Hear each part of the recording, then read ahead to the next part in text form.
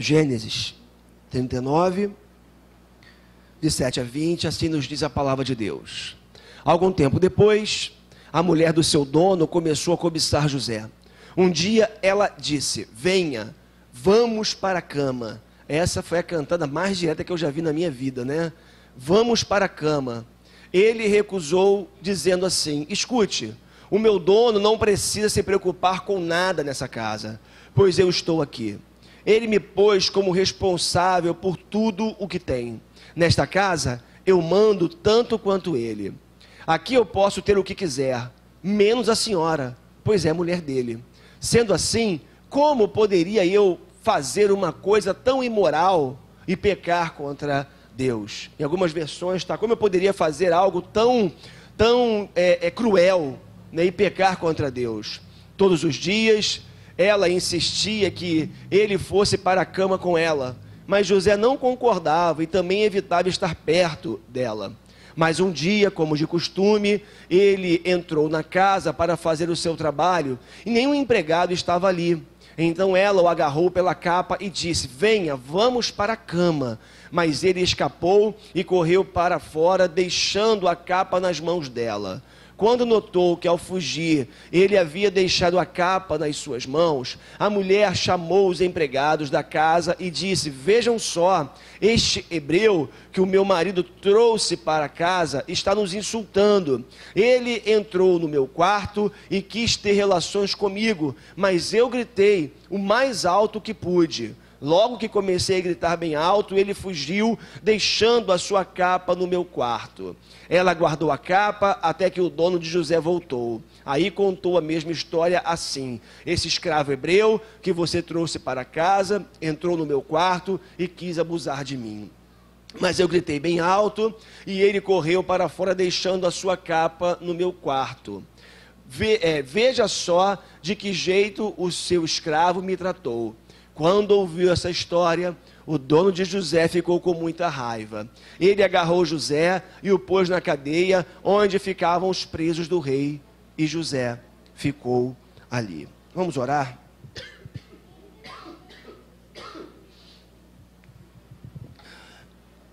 Senhor, fala conosco mais uma vez. Já temos sido abençoados nessa noite por meio das canções entoadas, por meio da comunhão, por meio da consagração dos dízimos, por meio do momento de confissão, onde já confessamos os nossos pecados ao Senhor. Mas agora estamos diante da Tua Palavra e pedimos, Deus, que o Teu Espírito nos visite de uma forma poderosa nessa noite. Fala conosco, Senhor. Precisamos Te ouvir, precisamos receber aquilo que o Senhor designou para nós nessa noite, porque sabemos que a Tua Palavra, Senhor, ela não volta vazia, ela não volta sem cumprir o propósito para o qual ela foi designada, Senhor. Então, cumpra esse propósito nessa noite, fala conosco, exorta o nosso coração, mas também nos motiva, Senhor, nos leva a uma vida mais intensa contigo, a uma vida de mais intimidade contigo, porque foi para isso que nós fomos feitos, é para isso que nós existimos para Te adorar. Existimos para termos uma relação íntima e pessoal contigo por toda a eternidade, Senhor. Eternidade esta que já começou para cada um de nós. Então, Deus, fala conosco, usa-me como instrumento Teu nessa noite e prepara o coração dos meus irmãos também para receber essa mensagem, essa palavra. Em nome de Jesus é que nós oramos. Amém. Amém. Louvado seja o nome do Senhor, nosso Deus. Fugindo das tentações é o tema que eu quero trabalhar com vocês nessa noite, dentro dessa série que eu tenho pregado aqui desde o último domingo de dezembro. Queridos, eu não tenho nenhum receio, né, nenhum medo de errar, que talvez o título que melhor nos define seja o título de discípulos, né? Nós somos discípulos de Jesus. E isso é tão fato que quando Jesus já estava no final, né, da sua trajetória, já havia morrido, ressuscitado, estava próximo a ascender aos céus, quando ele esteve com os seus discípulos e dando as últimas orientações para eles, Jesus virou para eles e disse assim: vão e façam discípulos de todas as nações, batizando em nome do Pai, do Filho, do Espírito Santo, ensinando-os a guardar a tudo que eu vos tenho ensinado. Então eu penso que talvez, né, por ser uma coisa tão importante, tão fundamental, Jesus deixou para o último momento com os seus discípulos. Imagina, né? Um pai que está à beira, né, da morte, está ali nas últimas horas de vida, chama um filho e fala: meu filho, eu tenho uma coisa importante para te dizer. E eu guardei para o momento da minha partida essa coisa mais importante, eu quero compartilhar com você agora. E ele vai, depois de ter podido compartilhar aquele segredo, quem sabe, com o seu filho. Embora não se tratasse de um segredo, mas de algo tão importante, Jesus deixou também ali para aqueles últimos momentos de vida com os seus discípulos, né, de comunhão com os seus discípulos, para dizer: vão pelo mundo e reproduzam esse modelo. Vão pelo mundo e façam o que eu fiz com vocês. Vão pelo mundo e deem continuidade a essa tarefa, a esse trabalho que eu comecei aqui com vocês. E façam discípulos. Então, nós somos discípulos de Jesus, somos discípulos do Mestre Jesus. E nós sabemos que também que quando nós falamos de discípulo, né, que nós somos discípulos de Jesus, isso não significa dizer que pelo fato de nós frequentarmos uma igreja evangélica, ou termos o nosso nome arrolado no hall de membros, né? Estarmos aqui dominicalmente, isso necessariamente faça de nós discípulos de Jesus. Eu posso dizer nessa noite, sem também medo de errar, que tem muita gente iludida. Tem muita gente que vem à igreja dominicalmente e que pode ser qualquer coisa, menos discípulo de Jesus. E eu dizia de manhã aqui que é interessante porque parece que quando Jesus ele propunha as pessoas, ia até as pessoas propondo o reino, falando do reino de Deus, parece que Jesus não queria que elas seguissem a ele. Porque Jesus colocava tantas, numa lida rápida, né, num encontro rápido com o texto bíblico, parece que Jesus colocava dificuldades para que as pessoas seguissem, mas não é. O que acontecia é que Jesus ele era incapaz de fazer como alguns pregadores fazem hoje. Ou seja, vender uma fé barata, vender uma fé rasa, vender uma fé que pode cumprir qualquer outro objetivo, menos o de formar um discípulo de Jesus. Sabe por quê? Porque o discipulado cristão tem um custo muito alto. O discipulado cristão tem um custo pesado. Seguir a Jesus não é um mar de rosas. Seguir a Jesus, essa proposta vem para Jesus que a sua vida vai ser transformada, vem para Jesus de que você não vai ter mais problemas, não é bem assim. E é interessante porque o que a gente vê é que Jesus transforma, ele faz milagres, mas o milagre maior que Jesus começa a fazer dentro da gente.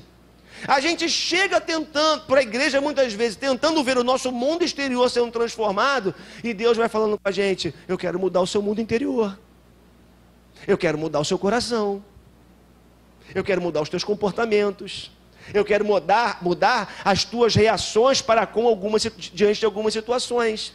Então, é por isso que às vezes algumas pessoas falam assim: eu entrei para a igreja e começou a dar tudo errado na minha vida. Por uma razão simples. Por uma razão simples. O que Jesus está fazendo muitas vezes é tratar o nosso coração, que é onde tudo começa. E o discipulado é algo que tem muito custo. Eu me lembro aqui de Jesus falando para os seus discípulos, né, que os pássaros não têm ninhos, que os pássaros têm ninhos, que as raposas têm os seus covis, né, tem o seu covil, mas o Filho do Homem não tem onde reclinar a cabeça. É interessante porque Jesus, ele era incapaz de vender uma fé falsa. Ele era incapaz de chamar as pessoas sem falar assim: meu amigo, vem, vai ser muito bom para você, mas se prepare, porque vai ter perseguição. Se prepare, porque vai começar dentro da sua própria casa. Se prepare, porque você vai ter uma bela jornada comigo. Mas esse negócio tem um custo. Esse negócio tem um custo e tem um custo alto. E é interessante porque tem um texto ali em Lucas capítulo 14, versos 28 a 30, onde o texto assim nos diz: qual de vocês, se quiser construir uma torre, primeiro não se assenta e calcula o preço para ver se tem dinheiro suficiente para completá-la? Pois se lançar o alicerce e não for capaz de terminá-la, todos os que virem rirão dele, dizendo: este homem começou a construir e não foi capaz de terminar. Na sequência desse texto também, Jesus continua falando qual o comandante, qual o general que vai para uma batalha, né, sem saber se com um número determinado de homens vai conseguir enfrentar o exército inimigo que vem também com um número determinado de soldados. sempre na perspectiva de nos situar, sempre na perspectiva de nos mostrar o que é segui-lo, o que significa ser um discípulo de Jesus. É interessante porque eu me encontrei com um texto do John Stott muito rico nessa semana, e falando sobre esse texto que nós acabamos de ler aqui, né, das construções inacabadas. Olha só o que ele diz: a paisagem cristã está coberta de escombros de torres inacabadas e abandonadas, ruínas daqueles que começaram a construir e não puderam terminar. Milhares de pessoas ainda ignoram a admoestação de Jesus e decidem segui-lo sem primeiro pararem para considerar o custo disso. O resultado é o grande escândalo da cristandade moderna chamado cristianismo nominal. Guarde isso, cristianismo nominal. Em países em que a civilização cristã se espalhou, grande número de pessoas se tem coberto com uma capa decente, mas frágil de cristianismo. Tem se permitido um certo envolvimento com o cristianismo, o suficiente para tornarem-se pessoas respeitadas, mas não perseguidas. Sua religião é uma almofada grande e macia.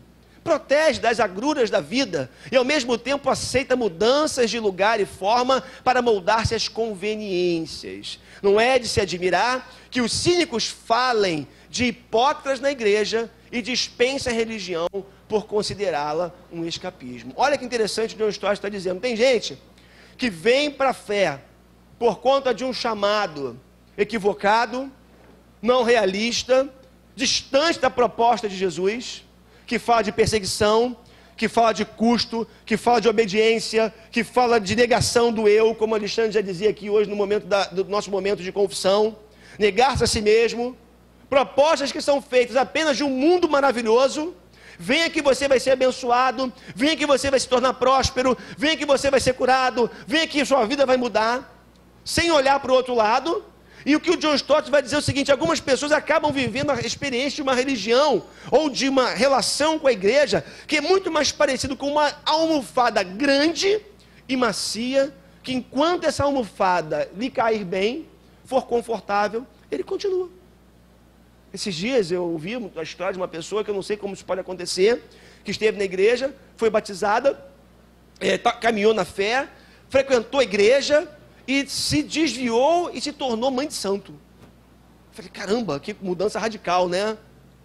Que coisa estranha, porque uma coisa é você estar nas trevas, você se encontrar com a luz, outra coisa depois de você experimentar o reino de Deus, as bênçãos de Deus, a relação com Jesus. O que acontece para uma pessoa ter uma mudança tão radical nesse sentido?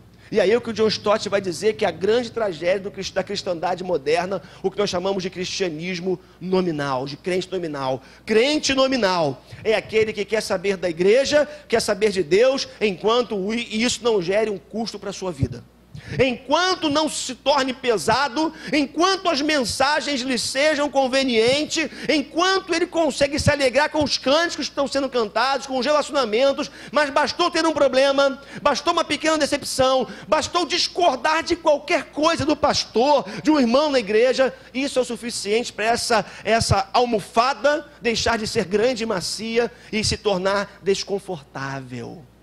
E aí começa a busca de igreja em igreja. É por isso que tem um monte de crente que passa de igreja em igreja, né? Ele vive saltando, ele vem para cá, aí ele fica um pouquinho, aí ele daqui a pouco ele, mas aqui não está muito legal, é porque eu estou sentindo que o pastor, sentindo que o irmão, aí vai para outra. E lá ele inventa uma outra desculpa, e outra desculpa na outra, e ele vai pulando de igreja em igreja. Sabe por quê? Porque o compromisso dele não é com o reino de Deus. O compromisso dele não é com a palavra de Deus. O compromisso dele não é em servir a Deus numa comunidade de fé. Deus me colocou aqui e eu vou servir. Pode até ser que tenha uma coisa ou outra que eu não me identifique, mas eu sinto que esse lugar é o lugar que Deus me colocou e aqui eu vou servi-lo com toda a minha força, com tudo que eu posso fazer. Meus irmãos, nós precisamos entender que um discípulo de Jesus precisa ser alguém que decidiu ser radicalmente parecido com o Mestre. E radicalmente na decisão de obedecê-lo em tudo. Um discípulo de Jesus é alguém que fala assim: Deus, eu creio nas tuas promessas, eu creio no teu amor por mim, eu creio que o Senhor tem bênçãos para me dar, mas eu também estou disposto a pagar o preço do discipulado. Eu também estou disposto a passar pelas perseguições por causa do teu nome. Eu também estou disposto a fazer o que o Senhor está me mandando fazer. Vai cortar na minha carne, vai ser dolorido, vai ser desconfortável, mas Senhor, se é a tua vontade, eu vou. Eu abro mão do que tiver que abrir. Eu faço o que tiver que fazer para poder cumprir a tua vontade, Senhor. É isso que eu quero para a minha vida. E aí eu acredito que existem algumas atitudes que devem estar presentes na vida do discípulo de Jesus, como eu já lhes disse aqui, né? Coisas como obediência irrestrita, renúncia, submissão e negação. É interessante porque quando a gente olha para a vida de Jesus, Jesus foi alguém que decidiu ser obediente a Deus em tudo. Ele decidiu ser radicalmente obediente. Para Jesus não tinha esse negócio de, será que eu vou? Não, é palavra de Deus, é vontade de Deus, eu sei que essa é a vontade de Deus para a minha vida, então é por aqui que eu vou caminhar. E foi por isso que ele morreu na cruz. E foi por isso que ele chegou até a cruz do Calvário. Obediência, renúncia, submissão, negação, são palavras, são atitudes que precisam se fazer presente na vida de um discípulo de Jesus. E aí você pode perguntar, mas vem cá, a gente não leu um texto lá atrás sobre José, lá em Gênesis, né? Já fomos para Lucas, já fomos em Mateus, já fomos em tantos textos, porque eu acredito que a história do José, o nosso personagem central nessa série, pode nos ajudar ali com que nós encontremos algumas diretrizes, alguns caminhos, alguma vontade de Deus no que diz respeito a uma conduta, a um comportamento, a um estilo de vida que Deus decide, que Deus quer que eu e você tenhamos. Porque, irmãos, o próprio John Stott, num outro texto, ele vai dizer uma coisa interessante, ele vai dizer o seguinte, que o evangelho é contra a cultura. Sabe o que é contra a cultura? É choque. É choque. É você saber que não adianta ser um cristão radical. Eu não estou falando de ser fanático, tá bom, gente? Eu acho que você consegue me entender. Eu não estou falando de você ser um chato, fanático, inconveniente. Eu estou falando de você ser uma pessoa de princípios, de valores arraigados, inegociáveis, absolutos. E o cristão verdadeiro, radical, é alguém que vive em choque o tempo todo com a sua cultura. Porque a cultura, ela, por si só, ela não é pecaminosa. Em toda cultura há aspectos pecaminosos. Há coisas ruins numa cultura, em qualquer cultura, como há coisas boas também em qualquer cultura. Porém, cada vez mais, o que nós percebemos é que o evangelho, para você viver aqui nessa vida, para você realmente falar, eu sou um cristão, se você levanta essa bandeira, você todos os dias vai se chocar com alguma coisa. Todos os dias, dentro de casa, no trabalho, na rua, você vai se chocar com alguma coisa, com alguém, com situações, porque o evangelho é contra a cultura. Então, a experiência do José, a história do José nos mostra alguém que viveu a bem-verdade muito antes de Jesus, mas alguém que decidiu ser radical numa conduta, num comportamento, decidiu ser um discípulo de Jesus, ainda precocemente falando, né, muito antes dele, mas que resolveu não se corromper com o sistema, não se deixar levar pelo mundo, não transformar em relativo aquilo que Deus determinou ser absoluto. E aí, a história do José, eu acredito que pode nos ajudar. E o texto que nós lemos nessa noite, o texto base, no livro de Gênesis capítulo 39, a partir do verso 7, começa nos informando assim, que depois de certo tempo, a mulher do Potifar, ela começou a se encantar com a beleza do José. O José é um homem bonito, um rapaz vistoso, né? A essa altura do campeonato, já não mais usando, quem sabe, roupas rasgadas de um escravo vendido pelos irmãos para uma caravana de ismaelitas, um escravo que já começava a ganhar um novo status, porque havia sido levado para a casa do Potifar, e na semana passada nós vimos aqui que Deus estava com José. E porque Deus estava com o José começou a prosperar na sua vida. A presença de Deus, obrigado. A presença de Deus na vida do José fez com que o José prosperasse na sua trajetória. E ele já estava na casa do Potifar, prosperando, não mais um escravo como os outros, não mais alguém que ficava dormindo junto com os escravos, mas alguém que já frequentava a casa do seu chefe, do seu senhor, já estava ali com uma projeção, já estava ali crescendo, arrumado, bonito, e o texto diz que a mulher do Potifar o desejou. A mulher do Potifar, né, parecendo algumas mulheres do nosso contexto social aí, né, sem menor pudor. É quando você fala assim, você lembra, né, de algumas situações, né, que você vê ao longo da semana, né? Mas deixa para lá, não vê o caso. Enfim, assim, avançou no José. Falou assim, é com você.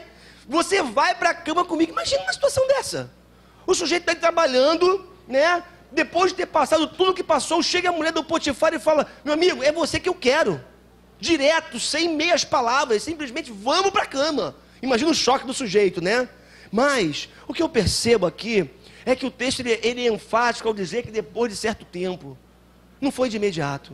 O que me chama atenção, e aqui eu peço sua permissão ao texto, o texto não é objetivo, não é claro nesse sentido, mas o que me passa, a impressão que eu tenho, é que o José, ele começou a ganhar uma projeção, começou a crescer, começou a se tornar uma pessoa importante. Ele disse que ele mandava tanto quanto o seu senhor, dentro daquela casa.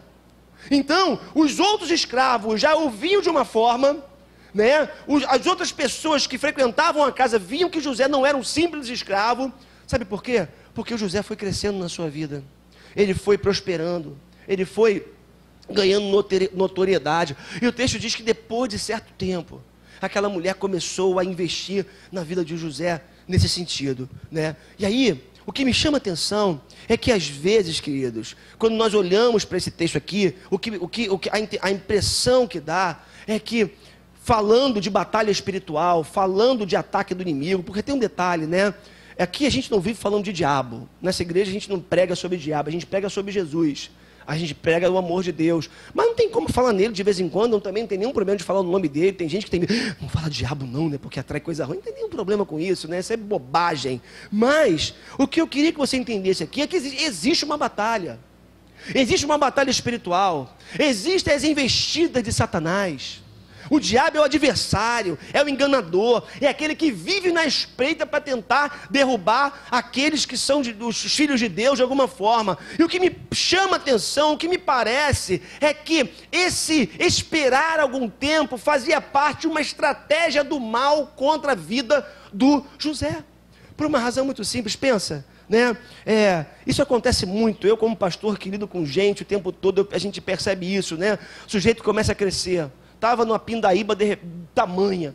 De repente o sujeito começa a crescer, começa a prosperar, e ele começa a se achar algo, ou alguém, ou alguma coisa importante, detentor de alguns direitos. Uma coisa interessante, grave isso, tem duas coisas que têm o poder de fazer com que a gente se ache detentor de alguns direitos. Primeiro é quando você está mal, numa pindaíba muito grande, né, num sufoco muito grande, tudo dando errado na sua vida, de repente você para e fala assim, caramba, cara, eu preciso de um refrigério. E você se acha no direito de fazer algumas coisas para trazer um refrigério para a sua alma, né? E eu dizia aqui também de manhã que algumas pessoas que têm dinheiro ou têm cartão de crédito vão para o shopping quando estão depressivas, né? Eu estou deprimido hoje, vou para o shopping. Vou me dar o direito de gastar um pouquinho, de fazer uma compra para poder dar uma aliviada na minha alma, na pressão. É o que acontece. Sabe por quê? Quando você está mal, você procura algumas coisas assim, não, poxa, eu preciso, eu tenho direito, eu sou filho de Deus também, já ouviu essa frase? Afinal de contas, eu também sou filho de Deus, então me deixa aqui ter um alento. Então estar numa pindaíba, perdoa a expressão aqui, né? Faz muitas vezes com que nós nos achemos detentores de alguns direitos e privilégios. Mas quando você está lá em cima, não se faz diferente. Pessoas que crescem muito, em pouco tempo, algumas pessoas, é bem verdade, em pouco tempo, começam a ter uma percepção de si mesmo maior do que deveria ter. E aí o sujeito pensa assim, eu sou tão inteligente, né? Eu sou tão bom, eu sou tão estratégico, eu tenho direito de fazer algumas coisas. Não me esqueço da Valéria, que foi membro aqui da igreja, uma irmã querida, junto com a esposa do Alexandre. Uma vez ela disse que ela conheceu uma igreja onde tinha um pastor, que ele tinha 2 mulheres. Mas eram 2 mulheres oficiais. Não é que ele tinha um caso, você não está entendendo. Não é que ele tinha um caso extraconjugal. Não é que ele né? Assim, não é que ele enganava a mulher. Ele tinha 2 mulheres oficiais. Sabe por quê? Ele dizia que ele era um cara especial. Ele dizia que ele era uma pessoa especial para Deus. Ele dizia que ele tinha o direito de ter 2 mulheres, porque ele era o cara. E tem gente que quando começa a crescer um pouco, começa a fazer diferença na sociedade, começa a se achar o cara. E aí, queridos, é justamente aí que muitas vezes o inimigo entra.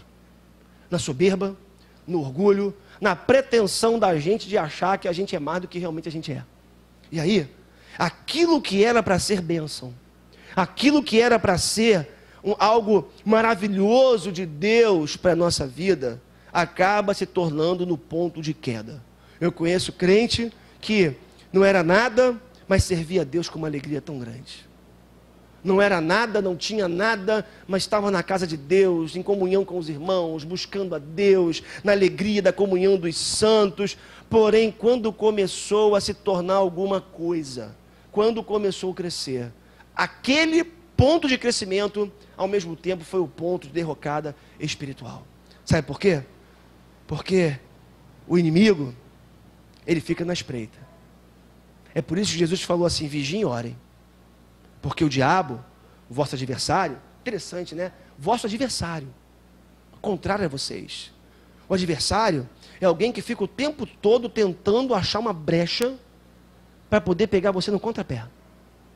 Ele está na espreita, Jesus falando, procurando aqueles que ele quer pegar pelo pé. Então, eu acho que o texto, quando ele fala depois de certo tempo, nos dá a dimensão do crescimento do José. E como seria a queda do José se ele tivesse cedido à tentação com aquela mulher? Porque tem um detalhe, mais para frente, nós vamos caminhar a partir de semana que vem em outros capítulos aqui de Gênesis, na história do José, nós vamos ver que Deus tinha um projeto muito grande para o José. Deus tinha um objetivo muito grande para a vida do José. Agora, se o José escorregasse ali, se o José caísse ali, esse plano de Deus para a vida dele ia para o espaço. Não ia dar continuidade. Então, a gente tem que entender isso, que o diabo ele fica nessa espreita, buscando quem tragar, e às vezes, né, ele fica só olhando, está crescendo, né, está prosperando, né, você está aí só se vangloriando porque você é o cara. Me aguarde, vai chegar a hora que eu vou pegar você na esquina. É por isso, irmãos, que prosperidade material não pode vir desassociada de prosperidade espiritual.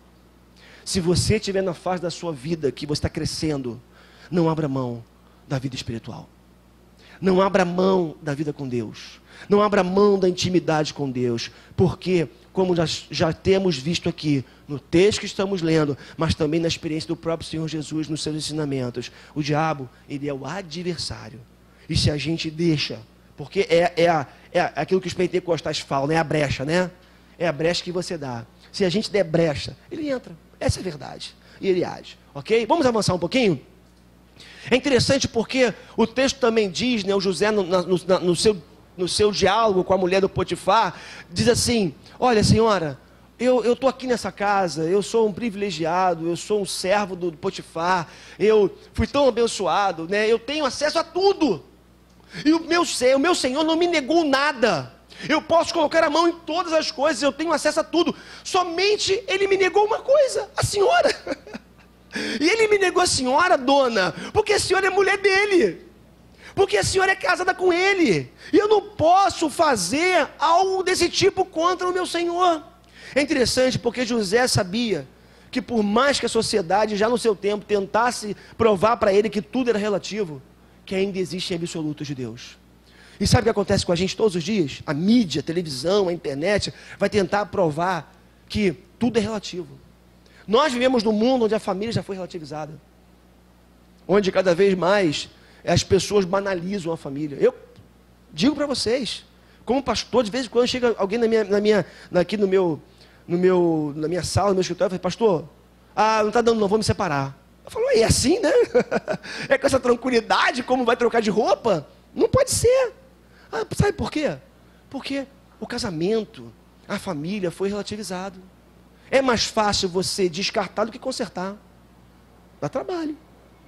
Agora, numa sociedade relativista, numa sociedade onde há cada vez mais ausência de absolutos, separa, casa de novo, aí dá errado, casa de novo, e dá errado, casa de novo, e dá errado, casa de novo, e você vai tentando a sua vida inteira, vivendo amarguras, deixando rastro de destruição, porque os filhos vão sofrendo, né? As pessoas que acompanharam o casal sofrem, todo mundo sofre, a igreja sofre, todo mundo sofre quando isso acontece.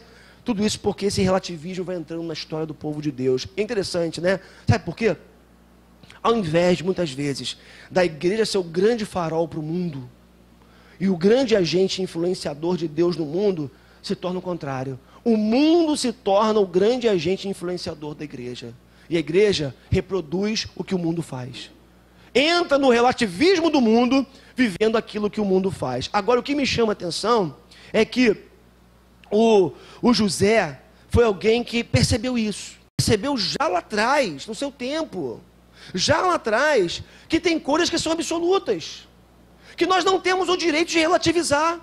José era o tipo de pessoa que não admitia zona cinza na sua vida. Ele sabia o que era certo e ele sabia o que era errado. Ele tinha convicção clara, visão clara do que ele podia e do que ele não podia. E parece que o José meio que dizia assim, né? Olha, senhora, olha, eu não posso me deitar com a senhora, dona. Sabe por quê? Porque a senhora é mulher do meu chefe. Questão básica, né? Eu tenho um senhor, que é meu dono, não é nem chefe, é meu dono, né? A senhora é mulher dele, casada com ele, como é que eu vou me deitar com a senhora? Eu não posso me deitar com a senhora, porque eu vou estar cometendo adultério. Isso é pecado contra Deus, é pecado contra o outro. Eu não posso me deitar com a senhora, dona, porque simplesmente eu vou estar apunhalando alguém que confia em mim. Eu não posso relativizar a confiança. Eu não posso relativizar a confiança que alguém colocou em mim. Eu não posso fazer isso. Eu não posso pegar o dinheiro da igreja, que você contribui mensalmente com toda dificuldade, deixando de fazer tantas coisas na sua vida, e assumir esse dinheiro como se fosse meu, e administrar para mim, para o meu bem-estar, para o meu bem prazer, trocar de carro, comprar não sei o que. Eu não posso. Sabe por quê? Porque eu vou estar ferindo a confiança que você colocou em mim, de alguma forma. Eu não posso fazer coisas que vão ferir o outro. Eu não posso fazer outra pessoa sofrer, eu não tenho esse direito. Eu não posso mentir, porque eu vou estar estragando, quebrando a confiança de alguém.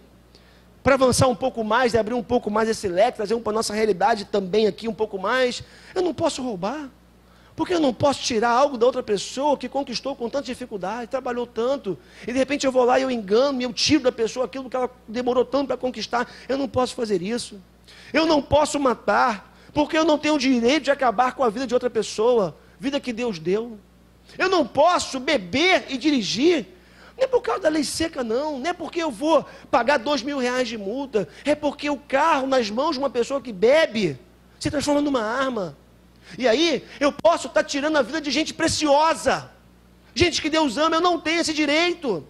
Eu não posso ir contra as leis da minha nação, do meu país, porque são essas leis que regulam o convívio social, que visam o bem-estar social. Eu não posso ir contra as leis de Deus, porque Deus sabe o que é melhor para a minha vida e determinou as suas leis, e Deus, quando determina leis, Ele quer ser obedecido. Você consegue entender que há absolutos na vida que não podem ser negociados? E isso muitas vezes sempre envolve Deus, mas muitas vezes envolve também os nossos relacionamentos com outras pessoas. Irmãos, em nome de Jesus, vocês sabem o que é certo e o que é errado. Você sabe, eu sei. Primeiro que dentro de nós existe um dispositivo moral, né? Deus colocou um dispositivo moral dentro de cada ser humano, que ele sabe o que é certo e o que é errado. Em segundo lugar, a quantidade de informação que a gente recebe todos os dias, na palavra de Deus, e mesmo na sociedade como um todo, né? Daquilo que é correto, daquilo que não é correto, isso faz com que a gente saiba o que é certo e o que é errado. Irmãos, em nome de Jesus, vamos cada vez mais eliminar as áreas cinzas da nossa vida. Vamos entender se é branco, se é preto, se pode, se não pode, e vamos caminhar pelo que é correto.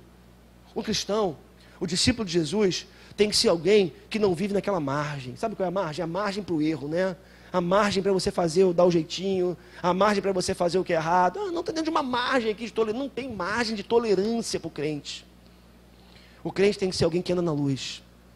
O crente tem que ser alguém, se vai fechar um negócio, ou esse negócio é fechado na luz, ou não é fechado. Ou outras pessoas podem ouvir o que nós estamos conversando ou não se conversa.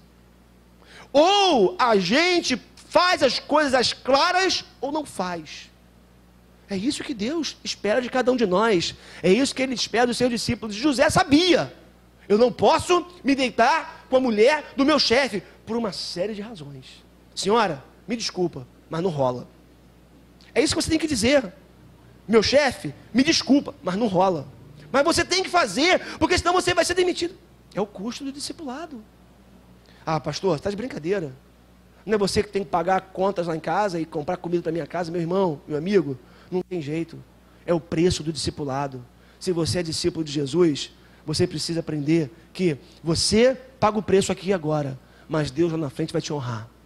E Deus vai te abençoar. Porque Deus jamais abandona os seus filhos, Deus jamais desampara aqueles que decidem na sua vida caminhar corretamente. Deus honra, Deus honra. Conversava com uma pessoa hoje que vivia uma situação, depois dessa mensagem me procurou para conversar sobre isso. Eu dizia, meu irmão, faça o que tem que fazer e deixa o resto com Deus. Seja íntegro, cumpre o teu papel, faz a tua parte, experimenta Deus, porque você vai ver como Deus age nessas situações. Agora é decisão, é um preço, porque no primeiro momento de verdade, pode ser que você vá para a cova, ou você vá para a prisão, como foi o caso de José, mas Deus honra, e nós vamos ver isso mais para frente. Continuando a experiência do José, o texto continua dizendo o seguinte: como poderia eu então cometer algo tão perverso? Essa pergunta para mim é maravilhosa. Para mim é um dos versos mais brilhantes das Escrituras Sagradas. Como poderia eu então cometer algo tão terrível, tão tenebroso, tão perverso e pecar contra Deus? Grave uma coisa nessa noite: o pecado sempre é algo perverso, porque afeta a nós, afeta o outro e afeta Deus. É sempre assim, né? O pecado é algo perverso. O pecado é algo que afronta a santidade de Deus, é algo que machuca pessoas, é algo que destrói minha própria vida. Pode até ter algum nível de prazer no imediato. E eu estou falando de pecado aqui, mas deixa eu ressaltar, falando de questão sexual, que foi a tentação do José, foi uma tentação sexual, mas quantos pecados existem que não estão no campo sexual, não é verdade? Quantos pecados, pensamentos, julgamentos que você faz a respeito do irmão, né? Pensamentos maliciosos que você tem, quantas coisas a gente alimenta na alma da gente que são pecaminosas, vícios na alma que são pecaminosos, né? E a gente vai negociando com isso, com algumas coisas que a gente sabe que são coisas erradas, mas nós vamos fazer, não tem a ver necessariamente com relação sexual, tá bom? Então ele pergunta, como poderia eu cometer algo tão perverso e pecar contra Deus? Então uma coisa que a gente tem que entender isso, né? O pecado é algo perverso. Agora tem um detalhe: eu acredito que o temor do Senhor, aquilo que a Bíblia chama de o temor, a reverência ao Senhor, se transforma num verdadeiro freio na nossa vida. O discípulo de Jesus que teme a Deus, ele deixa de cometer muitos pecados por conta desse freio de Deus na sua vida. É mais ou menos assim, você para e fala, meu Deus, não dá, eu não consigo. E você fala para você, como que eu vou cometer tal ato? Como que eu vou cometer tal pecado? Como que eu vou agir dessa forma? Não posso. Como eu vou encarar Deus depois? Como que eu vou olhar para Deus e falar, Deus, levantar as minhas mãos e adorar a Deus domingo na igreja? Embora tem gente que não tenha mais peso na consciência, né? Porque a Bíblia diz também que o pecado cauteriza o coração, cauteriza a mente. Tem gente que se lança a primeira praxe, a primeira vez, e que daqui a pouco está cauterizado. E o pecado já não incomoda. Mas a hora de você começar a se preocupar com isso é quando você não cometeu ainda. É quando você ainda não fez. Ou se fez, abandona. Sabe por quê? Porque o temor do Senhor é um freio que impede que nos tornemos animais inferiores. Porque o cachorro, perdoe aqui a ilustração, né? Ele vê uma cadela no cio, ele avança, ataca, não quer saber a hora, o local, ele vai e faz, tem que fazer. Nós não somos animais no cio, me perdoe aqui a expressão. Nós não somos animais irracionais. Nós não somos pessoas que têm que se lançar todas as paixões o tempo todo. Quem disse que eu tenho que me lançar tudo aquilo que o mundo faz? Quem disse que eu tenho que fazer o que o mundo faz? Quem disse? Né? E o temor de Deus está no meu coração, e eu não tenho o direito de fazer algumas coisas hoje conhecendo a palavra de Deus como eu conheço. Porque o julgamento, a cobrança vai ser muito intensa, porque nós sabemos que quanto mais luz nós recebemos, isso mais provoca em nós um dia esse julgamento de Deus, essa cobrança de Deus. Quem recebe mais luz é mais cobrado. Quem recebe menos luz é menos cobrado. Domingo após domingo você ouve o evangelho. Domingo após domingo você ouve uma mensagem. Você lê a Bíblia, você ora, você busca Deus, você liga a televisão e a mensagem vai sendo pregada. Quanta luz tem sido projetada na sua vida? Isso faz de você uma pessoa altamente responsável diante de Deus por aquilo que você faz.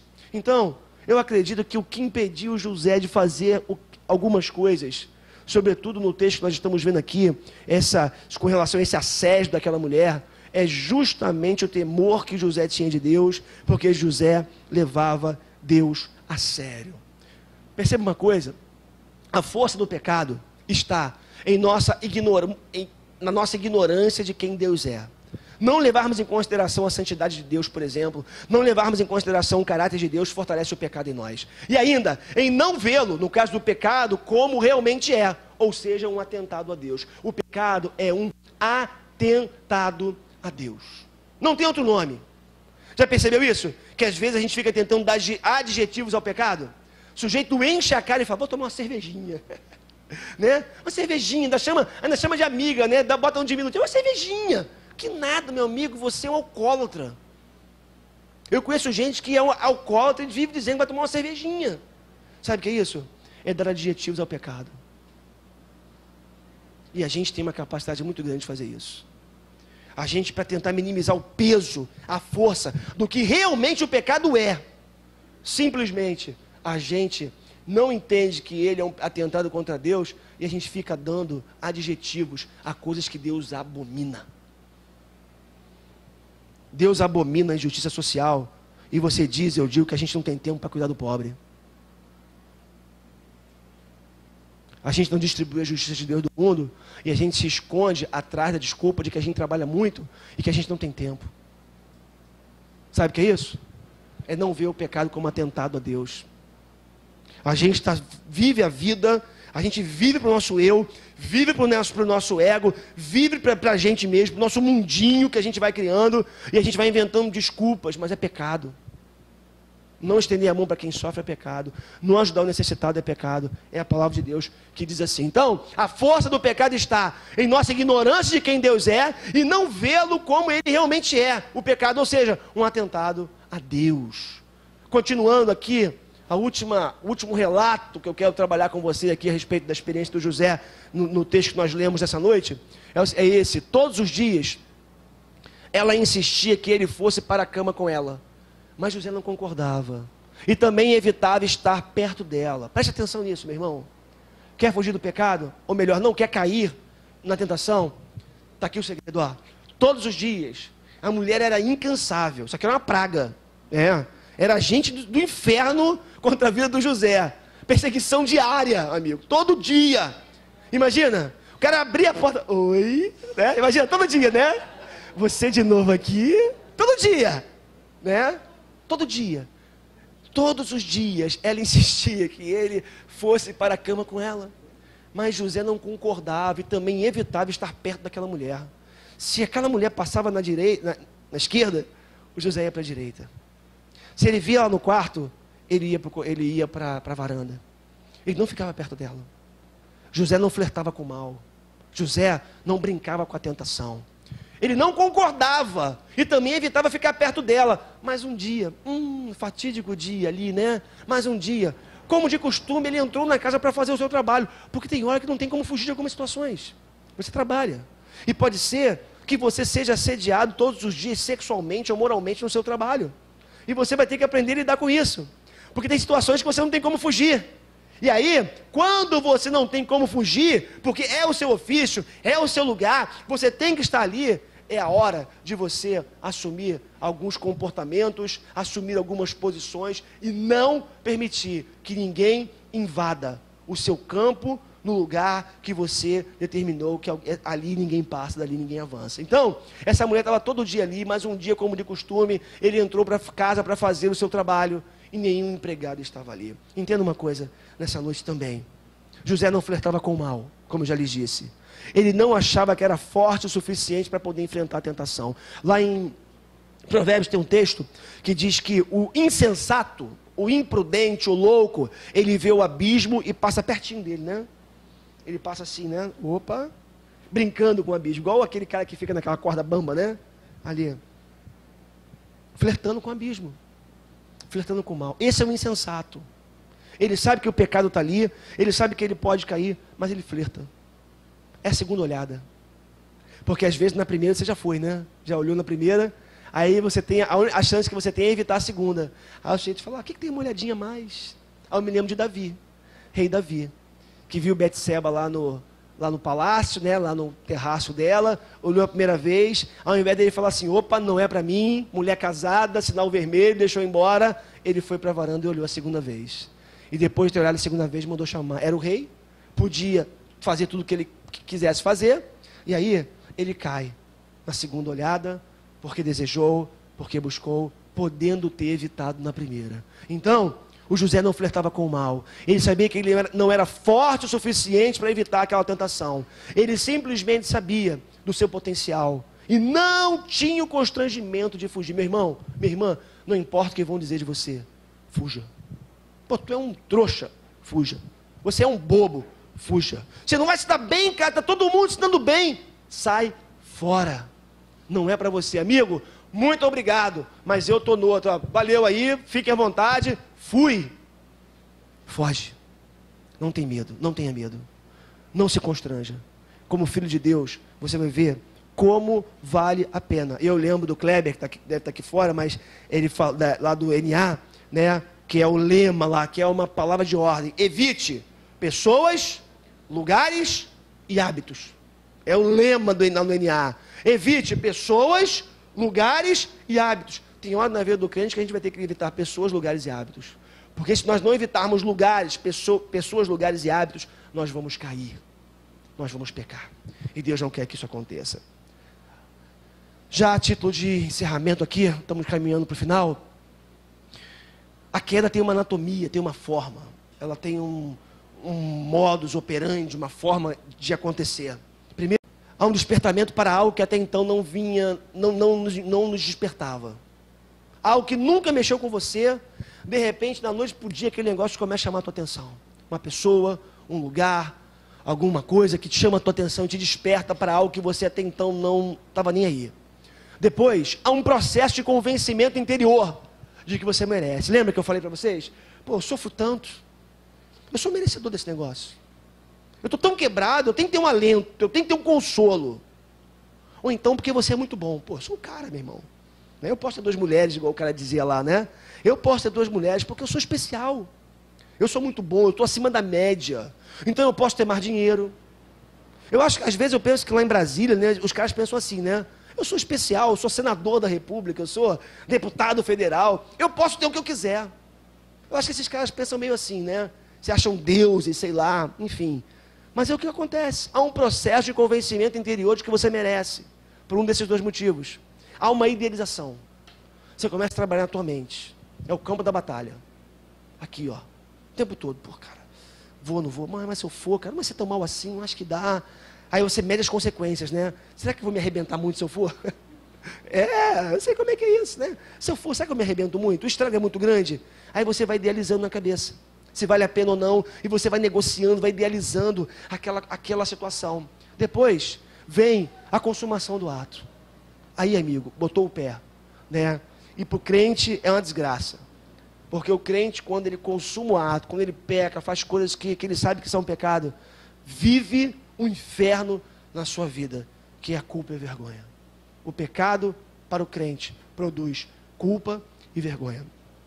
O sujeito vai para o motel com a amante, mas lá, e eu vi a história de um sujeito, certa vez, que viveu uma situação dessa, foi para o motel com uma amante, né, casado há 20 anos, achou uma menininha de 20 também, de 18 anos, sei lá, 20 anos, foi para o motel, e depois do ato, ele confessando esse pecado para o seu pastor, ele dizia que ele acabou o ato, foi correndo para o chuveiro e ficou se lavando por horas, se sentindo o homem mais sujo da face da terra. Consciência de pecado, da sujeira. E para nós, cristãos, a gente peca, mas não peca legal, né? Porque assim, é aquilo, né? O cara que não tem consciência de Deus, ele vai lá, não está nem para ninguém. Ele não tem culpa, não tem peso na consciência, não tem remorso, não tem nada. É normal, é o mundo. Agora vai você fazer. Você com essa palavra. Vai eu fazer. A gente se arrebenta em amargura, em culpa, em desespero, em vergonha. A gente não consegue, não aguenta o peso dessa culpa e dessa vergonha. E daí uma das boas razões para a gente não cometer alguns pecados. Lá em Gênesis capítulo 3, olha o processo. Quando a mulher viu que a árvore parecia agradável ao paladar, era atraente aos olhos, e além disso, desejável para dela se obter discernimento, tomou do seu fruto, comeu e deu ao seu marido, que também comeu. Olha o processo. Primeiro ela viu, ela percebeu que aquela árvore era boa. Deus tinha dito que não era, mas alguém falou para ela que era. Esse alguém foi Satanás. Pode comer, boba. Ah, aqui Deus está de brincadeira com você. Ah, você pode, que linda, né? Vou chamar de maçã, tá bom? Olha que maçã linda. Porque você sabe que não fala que é maçã, né? A gente fala, tá? Olha que maçã linda. Assim, olha aqui, ó. Brilhando, maravilhosa. Come, boba. É gostosa, é docinha. Vai. Aí ela olhou. Não parece tão mal assim, né? Eu acho que vale a pena. Acho que vale a pena dar uma mordidinha só. Experimentar só. Ela viu que era agradável ao paladar, era atraente aos olhos, e além disso, desejável para dela se obter discernimento. Ela tomou o fruto, comeu, ainda deu para o trouxa do Adão, né? Que comeu lá junto com ele, né? Porque o homem é bobo assim mesmo, vai na onda das mulheres, é assim, deixa para lá essa história, mas é assim mesmo que acontece, né? E lá em Tiago, capítulo 1, versos 13 a 15, fala assim, ó: quando alguém for tentado, jamais deverá dizer, estou sendo tentado por Deus. Pois Deus não pode ser tentado pelo mal e a ninguém tenta. Cada um, porém, é tentado pela própria cobiça, sendo por esta arrastado e seduzido. Que coisa terrível, né? Então, a cobiça, tendo engravidado, olha o processo, tendo engravidado, dá à luz o pecado. O pecado, após ter se consumado, gera a morte, a consequência. Olha o processo: sedução, né? O olhar, o engravidar pelo desejo, você consuma e depois a consequência é a morte. Agora, a firmeza moral e espiritual também tem uma anatomia. Primeiro, reconhecimento do caráter de Deus. Quando você reconhece quem Deus é, a sua santidade, a sua beleza, o seu amor, a sua grandiosidade, isso aqui é um excelente começo para você evitar alguns males na sua vida. Reconhecer o caráter de Deus. Caramba, é aquilo que o José falou. Deus é tão bom. Deus é tão maravilhoso. Como eu poderia fazer alguma coisa contra um Deus como esse? Reconhecimento desse caráter de Deus. O conhecimento de si mesmo. Cara, eu estou aqui. Olha quem eu era, olha quem eu sou.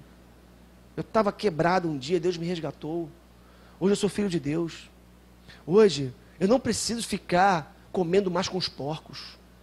Eu não preciso mais estar fazendo coisas que o mundo diz que são suficientes para trazer alegria, satisfação e prazer para a minha alma. Tem outras coisas que podem satisfazer a minha alma. E eu sei onde encontrar essas coisas.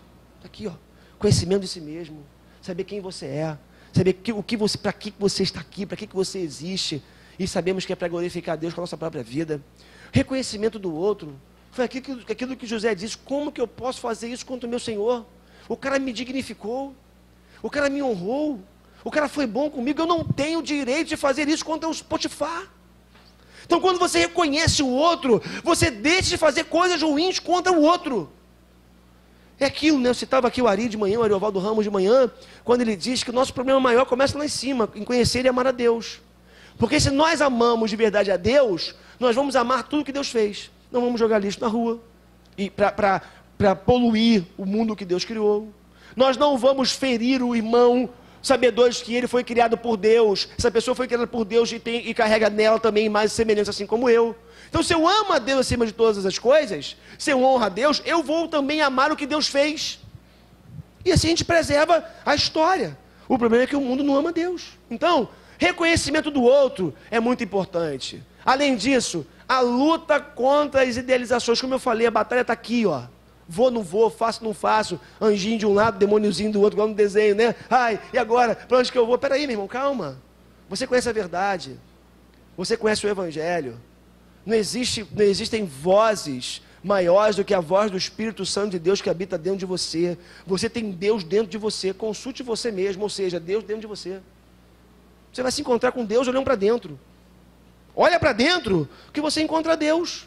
A Bíblia diz que Deus está dentro de você, então é aquele diálogo de Davi no Salmo 42, por que estás abatido a minha alma, por que te perturbas dentro de mim, espera em Deus, ó a batalha, descreio ou creio, espero ou não espero, aí o Davi para e fala, para aí, ô alma, para, você está preocupada com o quê? Por quê?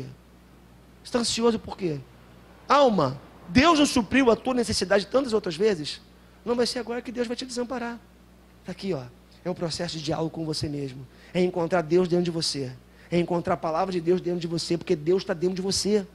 E aí você consegue vencer estas idealizações. E aí, a fuga prática do pecado. Apertou, meu irmão. Amigo, apertou. Sai fora. Você está vendo que o negócio está ficando estranho, a conversa está ficando mole, a proposta está ficando indecente, está vendo que o caminho está meio escuro, meio nebuloso. Vaza. No popular, bem rasteiro. Vaza, sai fora, porque isso não é para você, vai correndo, não tenha vergonha de sair. E aí, desfrute o prazer e a alegria de poder estar de pé. Como é bom você acabar um dia e falar, Deus, obrigado porque eu não caí. Obrigado porque o mundo não me seduziu. Obrigado porque a tentação não foi mais forte do que a tua presença na minha vida. Obrigado porque a tua presença me sustentou de pé. Obrigado porque eu posso continuar caminhando de cabeça erguida, posso olhar para minha esposa, posso beijar os meus filhos, posso chegar diante da minha igreja, abraçar os meus irmãos, sem vergonha, sem peso no coração, porque o Senhor me sustentou mais uma vez. Que coisa maravilhosa. E isso não tem preço, poder caminhar assim na presença do Senhor. Para terminar, já falei demais, me lembro de Jesus, combatendo Satanás, quando foi tentado no deserto. Nas 3 vezes que o diabo abordou Jesus, tentando seduzi-lo, Jesus respondeu, está escrito, nem só de pão viverá o homem, mas de toda a palavra que procede da boca de Deus. Verso 4. Verso 7 do capítulo 4, Jesus respondeu, de Mateus, Jesus respondeu, também está escrito, não põe à prova o Senhor teu Deus. E nos versos 10 a 12, Jesus lhe disse, retire de Satanás, pois está escrito, adore o Senhor o seu Deus, e só a ele preste culto. Então o diabo deixou e anjos vieram e o serviram.